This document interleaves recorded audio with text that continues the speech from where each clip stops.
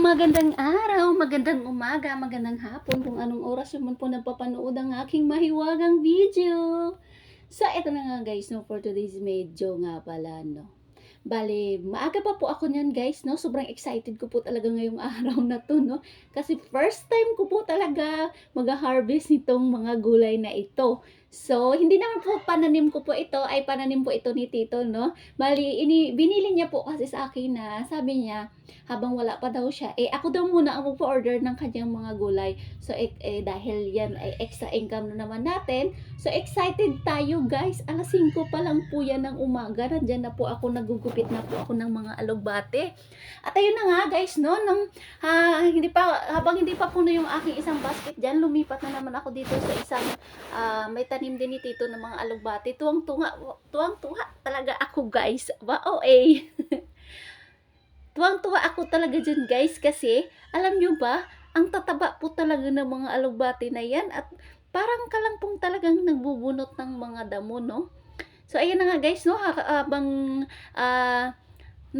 naggugupit ako dyan ng mga alugbate, ayan, ang tataba po talaga nila. Pero alam nyo guys, no, nakakatuwa na nag-i-enjoy ako, na nakakapagod pala, no? Mag-ano lang yan ha, mag-harvest lang tayo ng mga gulay. Paano pa kaya pag nagtanim tayo, no? Pero syempre dahil nga iniwanan sa atin ni Tito tong kanyang mga pananim, syempre aalagaan din natin yan guys, no? Kasi laking tulong po talaga ito guys, no? Lalo na po kasi nag-aaral yung mga anak ko. Parang extra income din po ito, no? May pangbaon po sila sa araw-araw na yan.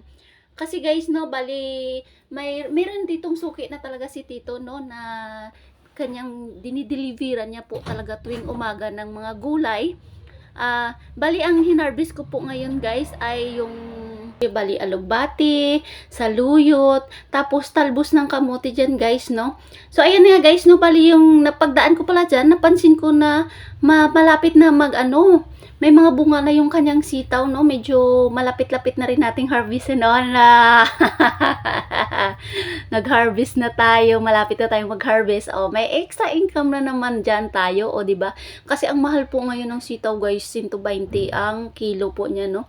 So, dahil nga doon, guys, napuno na yung isang basket ko doon ng alugbate, lumipat naman po tayo dito sa may mga saluyutan, no? Ayan siya guys, ang sarap po talaga maggupit dyan guys ng mga saluyot.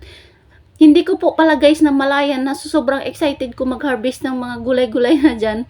Ay nako, mukhang naparami po ang harvest ko at parang nalapit na nating makalbo yung mga ni Tito na yung huli ko na ba napansin ba na ang dami ko na palang na-harvest na mga gulay, no? So, ayan, no, tingnan nyo naman guys, pag nagputol talaga ako ng saluyot dyan sa isang puno, kulang na lang, kalbuhin natin. Ay, nako, kawawa itong mga tanim ni Tito pag uwi niya, yari tayo. Pero, yan nga guys, no? Kasi nga dalawang tao yung dideliveran natin nito, no? Kaya medyo marami-rami yung pa-order natin dyan. At habang busy naman ako dyan guys sa pagpuputol ko nitong mga gulay, no? Ay may lumapit yan sa akin na babae, no? Dyan lang din siya nakatira sa may kasagingan. Sabi niya sa akin, ay ate, pwede ba akong bumili dyan ng 10 piso lamang na saluyot at 10 pisong alugbate?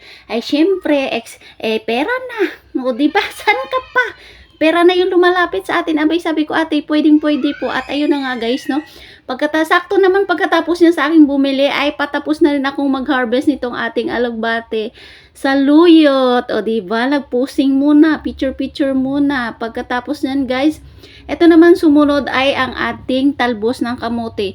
Parang hindi na ako talaga dyan guys makahakbang kasi nga ay sobrang bigat na ng itong tsinelas kung punong-puno na ng putik.